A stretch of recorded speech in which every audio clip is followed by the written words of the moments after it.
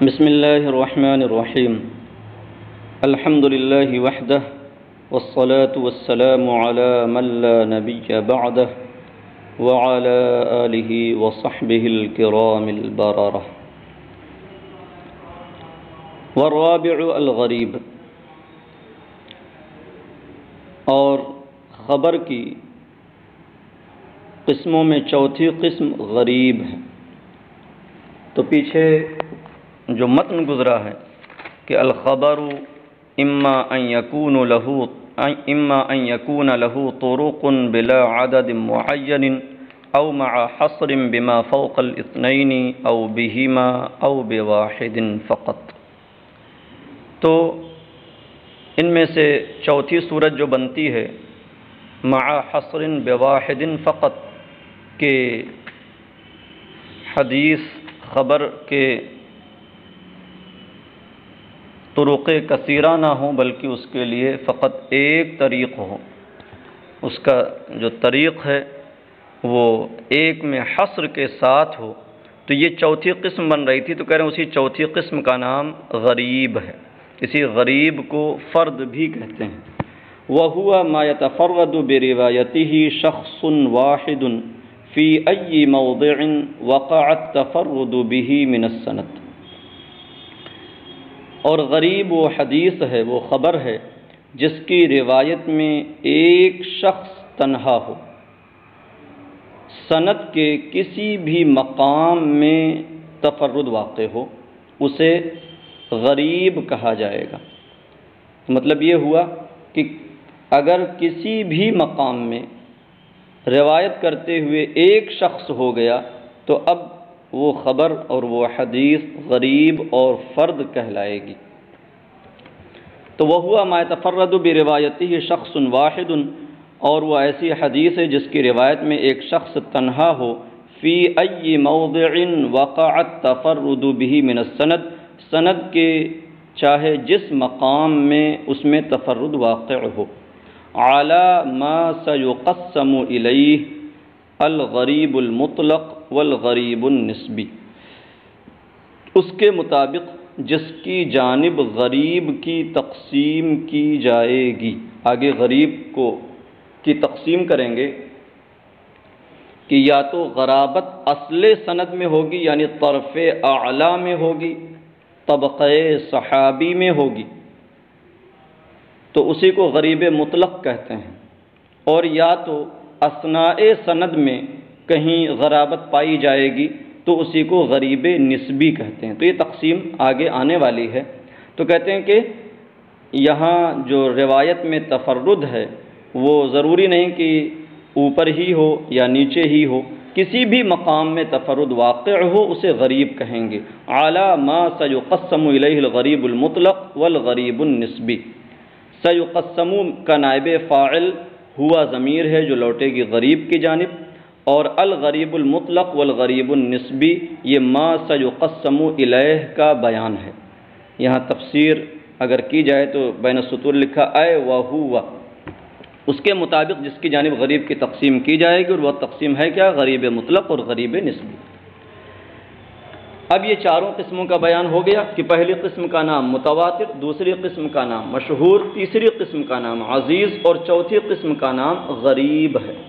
اب کہتے ہیں وَكُلُّهَا سِوَى الْأَوَّلِ آحَادٌ، یہ ہے مت کلھا میں ضمیر کا مرجع بیان کر رہے ہیں، ای الاقسام الاربعۃ المذکورہ، سِوَى الْأَوَّلِ وَهُوَ الْمُتَوَاتِرُ آحَادٌ، اور یہ ساری قسمیں اول کو چھوڑ کر آحاد کہلاتی ہیں۔ احد کی جمع ہے آحاد۔ تو کہتے ہیں یہ ساری قسمیں یعنی مذکورہ چاروں قسمیں سِوَى الْأَوَّل پہلی یعنی متواتر کو چھوڑ کر آحاد ہیں۔ وَيُقَالُ لِكُلِّ وَاحِدٍ مِّنْهَا خَبَرُ وَاحِدٍ، تو ان سب کو آحاد کہتے ہیں اور ان میں سے ہر ایک کو خبر واحد کہا جاتا ہے۔ وَخَبَرُ الْوَاحِدِ فِي اللُّغَةِ مَا يَرْوِيهِ شَخْصٌ وَاحِدٌ، اور خبر واحد، خبر الواحد یہ مرکب اضافی جس کا معنی ہوا ایک کی خبر، تو کہتے ہیں لغت میں خبر واحد اسے کہتے ہیں جس کو ایک شخص روایت کرے، جس کو ایک شخص بیان کرے۔ وفی الاصطلاح ما لم یجمع شروط التواتر، اور اصطلاح میں خبر کو کہا جاتا ہے جب تک وہ متواتر کی شرطوں کو جامع نہ ہو، یعنی اس کے اندر متواتر کی تمام شرطیں جب تک نہ پائی جائیں تب تک حدیث کو خبر واحد کہتے ہیں، بھلے وہ مشہور ہو، چاہے عزیز ہو یا غریب ہو۔ تو یہ تینوں چیزیں خبر واحد میں آتی ہیں، تینوں قسمیں خبر واحد میں آتی ہیں۔ تو بات ہو گئی۔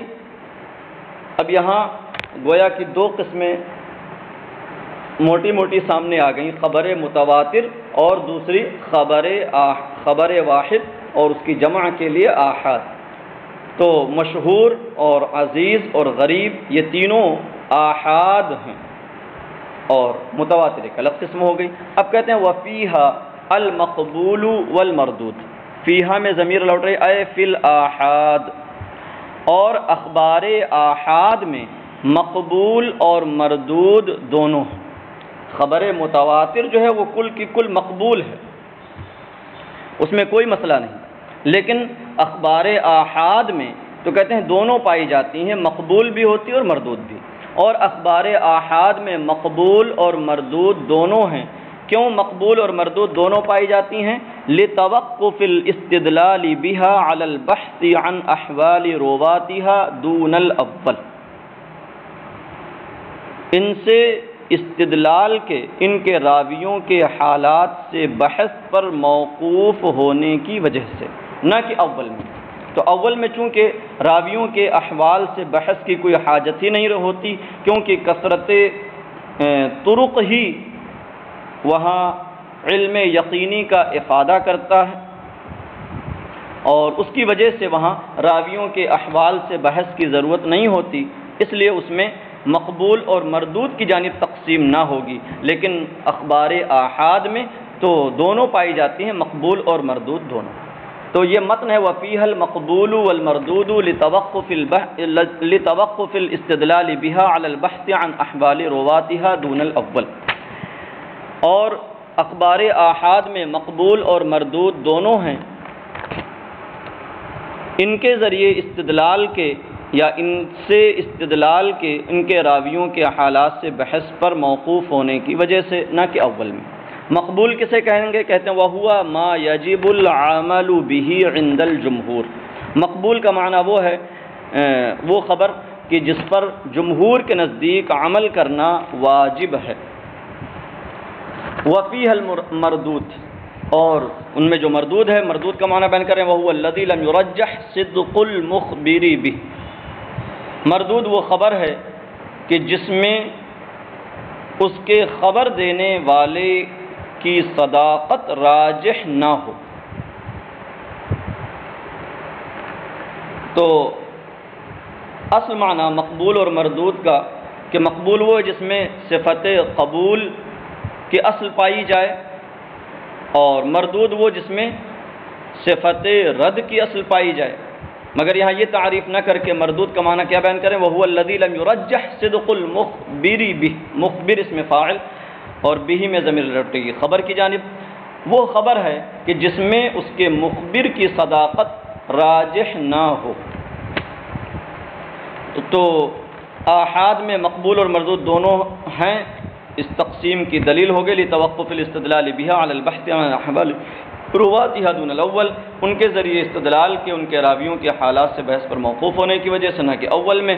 وهو المتواتر، اور اول کیا ہے؟ متواتر ہے۔ فكله مقبول لافادته القطع بصدق مخبره بخلاف غیره من اخبار الاحاد، تو وہ کل کی کل مقبول ہے اس کے اپنے مخبر کی صداقت کے یقین کا افادہ کرنے کی وجہ سے، برخلاف ان کے علاوہ اخبار آحاد کے، کہ ان کے اندر یہ بات نہیں پائی جاتی ہے کہ وہ اپنے مخبر کی صداقت کے یقین کا افادہ نہیں کرتی ہیں، اس لیے ان میں راویوں کے حالات سے بحث ہوگی، اور جب راویوں کے حالات سے اس کا مقبول ہونا واضح ہوگا تو وہ مقبول ہوگی، اور مردود ہونا واضح ہوگا تو مردود ہوگی۔ لیکن انما وجب العمل بالمقبول منها لانها اما ان يوجد فيها اصل صفة القبول وهو ثبوت صدق الناقل او اصل صفة الرد وهو ثبوت كذب الناقل اولا۔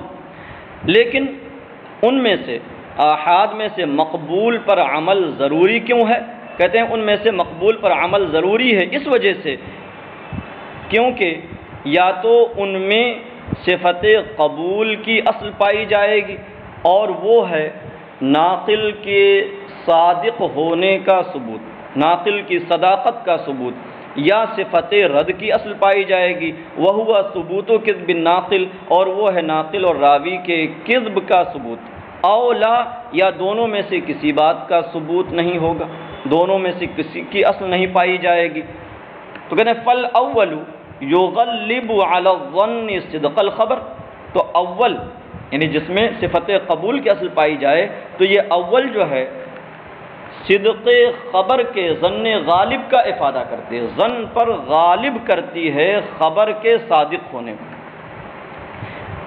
مطلب دیکھیے صدق خبر الگ چیز ہے، صدق ناقل الگ چیز ہے۔